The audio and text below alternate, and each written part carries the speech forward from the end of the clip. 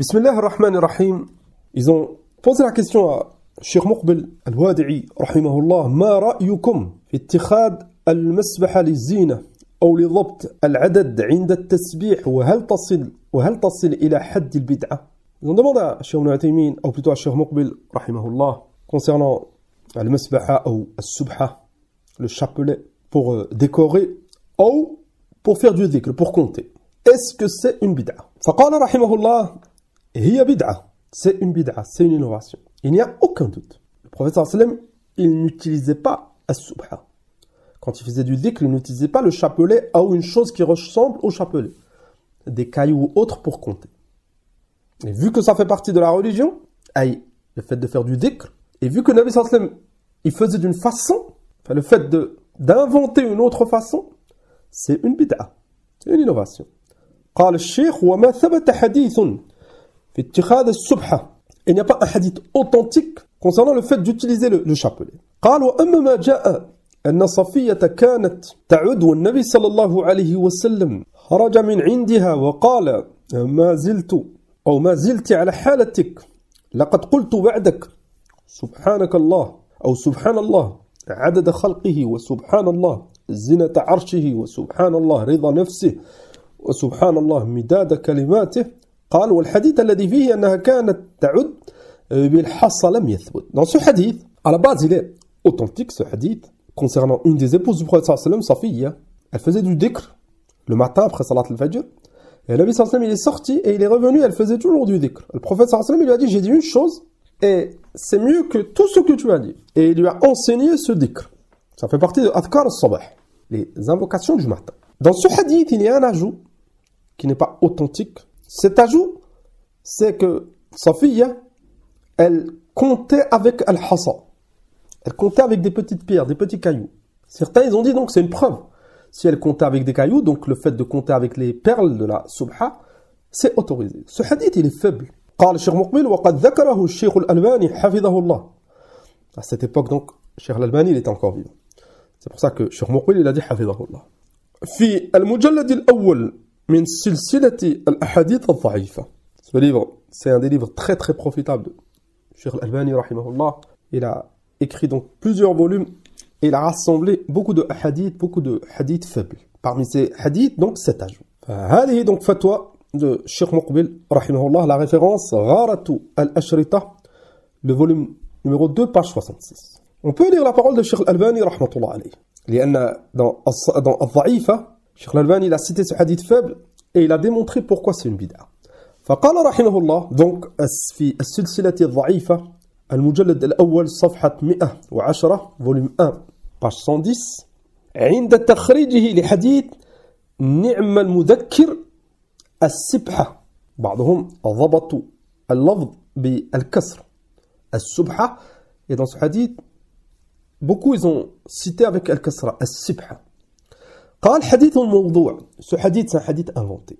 نعم المذكر السبحة أو السبحة. Et quelle bonne façon de faire le rappel que السبحة, le chapelet. Ça c'est un hadith inventé. Et le Nabi sallallahu alayhi wa sallam il n'a jamais dit cela. C'est pour ça que أئمة الحديث الأئمة المحققون ils ont clairement dit qu'il n'y a pas de hadith authentique concernant le chapelet. C'est des hadiths faibles, certains c'est des hadiths inventés comme ce hadith. قال ثم إن الحديث من حيث معناه باطل عندي لأمور. ثم الشيخ الألباني il a montré que c'est un hadith inventé au niveau de la chaîne de transmission, c'est une invention. Et il a montré que le contenu, le sens, il est complètement faux pour plusieurs raisons. Et que le chapelet, c'est pas légiféré. Pourquoi? قال الأول أن السبحة بدعة لم تكن على عهد النبي صلى الله عليه وسلم. Première chose, c'est que السبحة, c'est une bid'a. Donc le prophète sallallahu alayhi wa sallam, il n'a pas pu dire que quelle bonne chose ou quel bon moyen la subha pour faire du dhikr. C'était pas présent à l'époque du prophète sallallahu alayhi wa sallam. Ou plutôt, ils n'ont pas utilisé des cailloux ou un chapelet pour faire le rappel, le dhikr. قال رحمه الله إنما حدثت بعده صلى الله عليه وسلم فكيف يعقل أن يخص صلى الله عليه وسلم أصحابه على أمر لا يعرفونه. Cette bid'a, dans notre communauté, elle a été inventée après. À l'époque du prophète sallallahu alayhi wa sallam, ils n'utilisaient pas cela. قال والدليل على ما ذكرت ما روى ابن وضاح في البدع والنهي عنها عن السلط رحمة الله عليه قال مر ابن مسعود رضي الله عنه بامرأة معها تسبيح تسبح به فقطعه وألقاه. Ça c'est essentiel pour comprendre ce sujet et c'est essentiel dans tous les autres sujets pour comprendre la religion d'Allah subhanahu wa ta'ala. Tu dois revenir à la compréhension des compagnons radiyallahu anhu. C'est vrai que certains savants, ils disent qu'il n'y a pas de mal à utiliser le chapelet. D'autres, ils disent c'est interdit, c'est une innovation. Et certains, maintenant, parmi les croyants, certains ne voient pas le mal. D'autres, ils disent nos parents ils faisaient. D'autres, ils disent c'est qu'un moyen pour compter. Bien sûr que dans la communauté, ce genre de paroles, elles sont propagées. Là, celui qui recherche la vérité et qui veut comprendre le sujet, il doit se baser sur des preuves. Allah subhanahu wa ta'ala قال فإن تنازعتم في شيء فردوه إلى الله والرسول إن كنتم تؤمنون بالله واليوم الآخر.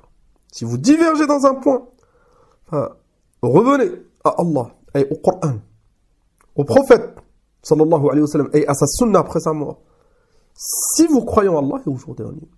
Donc bien sûr qu'il y a différents avis. Les al-ba'd, ils ne traitent pas le sujet de façon scientifique. Ils disent mais Cheikh Antel a dit, Cheikh Al-Uthaymin a dit. C'est vrai, Cheikh Al-Uthaymin dans certaines fatawa, il ne voit pas que c'est une bid'a. Dans certaines paroles, il dit si c'est délaissé, c'est mieux, mais si c'est utilisé, il n'y a pas de mal, si c'est que pour compter. Nahnu, dans ce genre de sujet, on doit rechercher ad-dalil. Parce que certains ils citent la parole de Cheikh Al-Uthaymin. Nous, on va citer la parole de Cheikh Muqbil. On va citer la parole de Cheikh Al-Albani. C'est la référence du hadith à son époque. Et on va dire Cheikh Al-Albani, il a plus de science. Et comment on fait? C'est pas comme ça qu'on traite les sujets. On étudie. C'est pour ça que Cheikh Al-Albani, rahimahullah, son argumentation, elle est très très forte. C'est pour ça que dans cette question, on choisit son avis. Pas parce que c'est Cheikh Al-Albani, pas parce qu'il a plus de science que tel savant là, parce que il a argumenté. Marra ibn Mas'ud.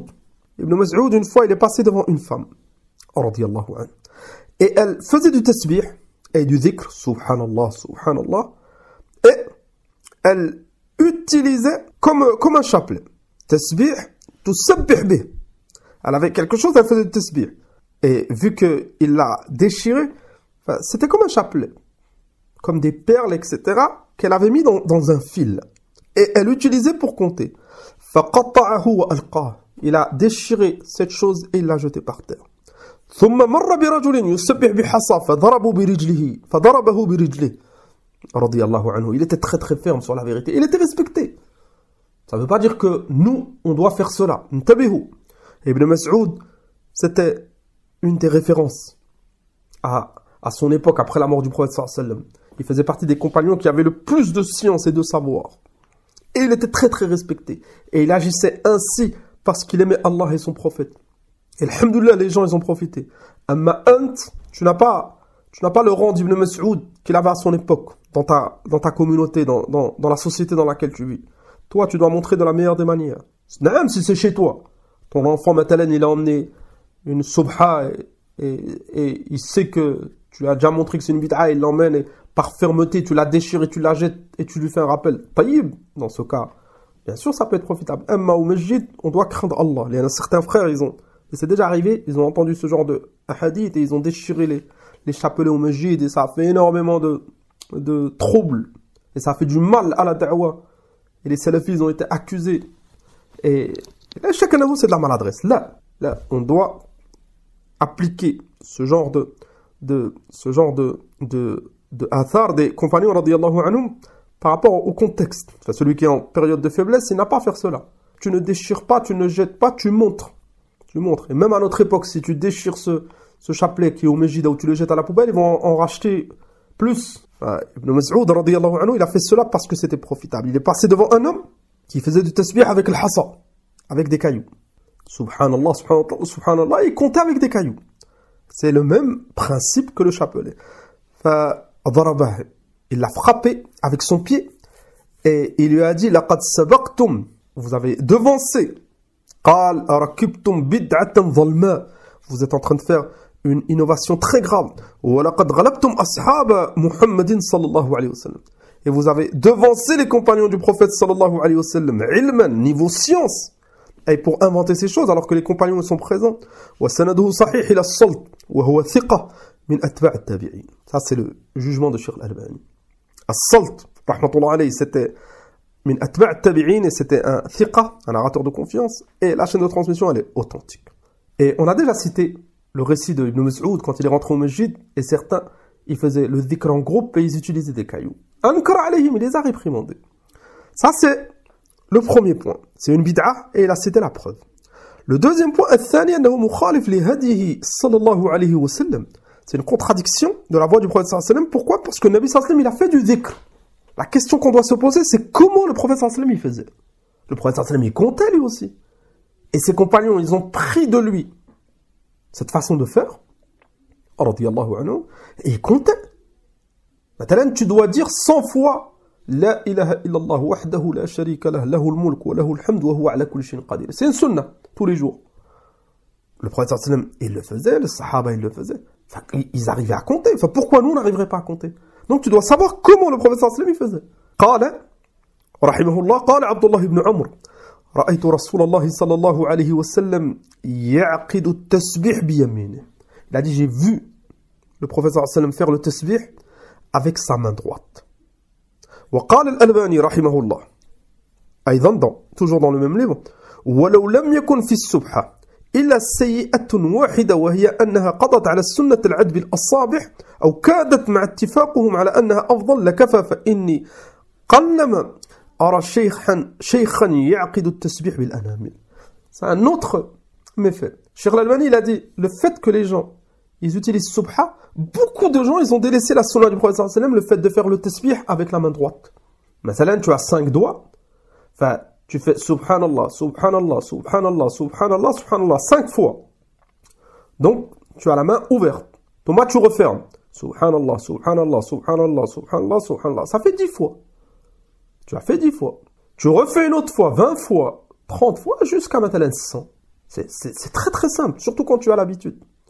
Et tu peux t'aider de la main gauche. Maintenant, tu as fait une fois, enfin, tu comptes une fois avec ta main gauche. Il n'y a pas de mal. Le tasbih avec la main droite et le fait de compter, maintenant, j'ai fait 10 fois. J'ai fait 10 fois, subhanallah, avec la main droite. Une fois, maintenant, je compte une fois avec ma main gauche. Thomas, 2 fois. Thomas, 3 fois. Dès que j'ai fini, 50 fois. Je recommence, 50 fois, ça fait 100, alhamdulillah. C'est terminé. Vu que les gens, beaucoup de gens, ils se sont appuyés sur la subha, ils ont fini par délaisser cette sunna du prophète sallallahu alayhi wa sallam. Sahih, beaucoup de gens, si tu regardes au masjid, ils ne font plus le dhikr avec leur main droite. Ça, c'est le deuxième point. قال رحمه الله ثم إن الناس قد تفننوا في الابتداع بهذه البدعة فترى بعض المنتمين لإحدى الطرق يطوق عنقه بالسبحة. ثم les gens ils ont innové. Certains ils exagèrent, certains ils pensent que as-subha, le chapelet, il a un côté sacré. Alors que c'est des perles, Allah, elles ont été fabriquées où? C'est une innovation. Enfin, normalement, sa place, c'est la poubelle. Comme Ibn Mas'ud, il l'a fait, il l'a déchiré, il l'a jeté par terre. Normalement, c'est cela sa place. Mais certains, c'est devenu quelque chose de religieux, de sacré. Et ça a donné des autres innovations. Certains, ils l'accrochent autour du cou. Vous avez remarqué, certains, ils l'accrochent sur le rétroviseur intérieur de la voiture. Certains, ils pensent même, à cause de l'ignorance, ils pensent même que c'est comme une protection. C'est pour ça que dans beaucoup de voitures de musulmans, vous avez ce tasbih. Certains pensent vraiment que c'est utile. Alors qu'à la base, c'est comme des cailloux pour compter. Lakin انظروا la porte de l'bid'a ou qu'elle mène. فهذا كلام الإمام الألباني رحمة الله عليه. On peut ajouter une chose. L'origine de cette bid'a. L'origine du chapelet, ça vient d'où? Pour montrer que c'est pas légiféré. الإمام الألباني رحمة الله عليه قال كما في شريط dans un audio قال فالسبحة أصلها من النصارى تسربت إلى المسلمين النصارى أخذوها من البوذيين. Et ça c'est prouvé. C'est prouvé que les chrétiens ils utilisent le chapelet. Même le chapelet, c'est connu chez les chrétiens ce mot. Les chrétiens ils l'ont pris des bouddhistes. Donc c'est très très ancien. Au ba'd al-muslimin, certains croyants ils ont imité ces mécréants. Et ils ont fait rentrer cette subha dans notre religion sous apparence de musulmans. Les petites perles, maintenant, il y a le nom d'Allah, et des fois il y a certaines choses, là c'est très très grave. Mettre le nom d'Allah sur cette perle et ce tasbih il rentre aux toilettes, des fois il est par terre, des fois... Ça c'est un autre problème. قال رحمه الله فهي بدعة قديمة من بعض أصحاب الأديان السابقة قبل الإسلام تسربت إلى النصارى وابتدعوها كما ابتدعوا الرهبانية وغيرها ثم تسربت من النصارى إلى المسلمين فلا نرى نحن جواز العقد بالسبحة لأنها معارضة للسنة الصحيحة. C'est ça le قول صحيح. C'est que c'est pas permis. Et on répète, certains savants, bien sûr qu'ils ont dit c'est permis. Certains savants, ils ont dit il n'y a pas de mal tant que c'est pour compter. Lakin, l'avis des autres savants, parmi les contemporains, Cheikh Al-Albani et Cheikh Muqbil et d'autres, bien sûr, leurs arguments ils sont plus forts. Ça pousse à des méfaits. C'est une innovation. Les compagnons, ils ne l'ont pas accepté, radiyallahu anhu. فمثلا, si quelqu'un nous dit, mais Cheikh Ibn Uthaymin l'a dit, وهكذا l'imam Ibn Taymiyyah, rahmatullah alayh, dans certains de ses livres, il montre que si c'est que pour compter, c'est permis, il n'y a pas de mal. Et nous, on dit, mais Abdullah ibn Mas'ud, il a vécu avec le prophète sallallahu alayhi wa sallam. Le prophète sallallahu alayhi wa sallam, il a conseillé celui qui veut lire le Coran comme il a été révélé de le lire comme Abdullah ibn Mas'ud. C'est ce qui est azima du prophète alayhi salatu wa sallam. Ibn Mas'ud, il a participé à toutes les batailles. Il a fait le jihad avec le Nabi sallallahu alayhi wa sallam. C'était une référence dans le Coran. Beaucoup de compagnons, ils ont pris la science d'Ibn Mas'ud. Enfin, Ibn Mas'ud, il n'était pas d'accord. Enfin, pourquoi on délaisserait la parole d'Ibn Mas'ud? Ben, Ibn Mas'ud, il a agi fermement contre le chapelet. Pourquoi on délaisserait la voix d'Ibn Mas'ud? Tous les autres compagnons, pas un, il a utilisé subha, le chapelet. Le prophète sallallahu alayhi wa sallam, il l'a pas utilisé. On doit craindre Allah azza wa jal. ثم قال رحمه الله وبالإضافة إلى ما سبق. Un autre point pour terminer. إن السبحة تجر على أصحابها انحرافات سلوكية فنحن نجد كثيرا من المتظاهرين بالزهد وبالصلاح والتقوى يعلقونها على أعناقهم. Ça pousse à un autre problème très très grave. C'est que السبحة, c'est une porte ouverte à l'ostentation.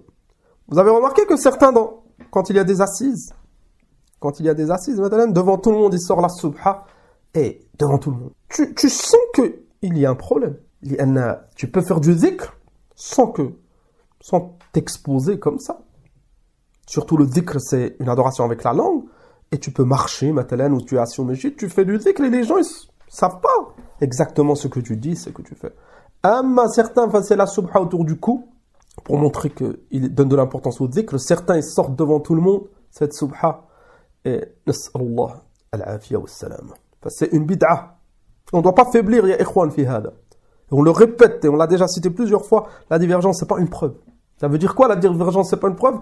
Que personne ne vous trompe en vous disant, si tu lui montres une bid'a, il te dit, mais tel cheikh a dit. Ça n'a aucun sens dans la religion d'Allah, subhanahu wa ta'ala. Si la parole, elle n'est pas fondée sur une preuve, la parole, elle n'a aucun poids. Cheikh l'Islam Ibn Taymiyyah, dans ce point, on ne croit pas sa parole. Pourtant, c'est Cheikh l'Islam. Mais ça reste un imam. La vérité, elle est dans les textes. Et l'imam, il peut se tromper. Et Cheikh l'Islam, il n'a pas toujours raison. Hakada Cheikh Ibn Uthaymin, à notre époque, c'est des savants qu'on aime beaucoup. On les cite souvent. Dans ce point, on a le droit. Celui qui connaît la vérité, il doit délaisser leur parole et prendre l'avis d'autres savants qui sont fondés sur les arguments qu'on a cités. قال عز وجل وما اختلفتم فيه من شيء فحكمه إلى الله. Quand vous divergez dans une chose, le jugement il revient à Allah. Il revient pas à tel cheikh ou un tel il a plus de science, ils sont plus nombreux. Dans notre dîn, il n'y a pas de place pour ça. قال عز وجل قل هاتوا برهانكم إن كنتم صادقين. Si t'es véridique, c'est tes preuves. Montre-nous que c'est pas une bid'a. Comment tu vas faire pour répondre à ce qu'Ibn Mas'ud il a fait? Le prophète sallallahu alayhi wa sallam, il n'a pas utilisé subha. Elle n'était pas utilisée à l'époque du prophète sallallahu alayhi wa sallam, ça vient des chrétiens. C'est une porte ouverte à l'ostentation. C'est une porte pour délaisser le fait de faire du dhikr avec la main droite. Comment dire que après cela, et il ne faut pas oublier, c'est que les savants, comme Cheikh Ibn Uthaymin, Cheikh l'Islam Ibn Taymiyyah, eux ils disent bien sûr que tu dois faire avec la main droite, c'est mieux. Et ils disent délaisser la subha, c'est mieux. Lakin pour eux, ça n'a pas atteint le niveau de l'bid'a. Pourquoi? Parce qu'ils ont fait passer le fait que c'est que pour compter. Lakin, avec les avis des autres savants, on a vu que ça a ouvert des portes de beaucoup plus d'égarements. Et ces savants, bien sûr, ils sont excusés. C'est leur avis. Ils ne peuvent pas toujours avoir raison. Et nous, l'essentiel, c'est qu'on se base sur un avis qui est fondé sur les preuves. Wa nas'alullah subhanahu wa ta'ala at-tawfiq wa as-sadad. Enfin, on doit continuer à mettre en garde contre cette bid'a. Et contre toutes les bid'a. Et on doit faire des efforts fi hada wa fi ghayri hada. Et on demande à Allah subhanahu wa ta'ala كل نو فاسيليتي كيفو فاسيليتي. نكتفي بهذا والحمد لله رب العالمين.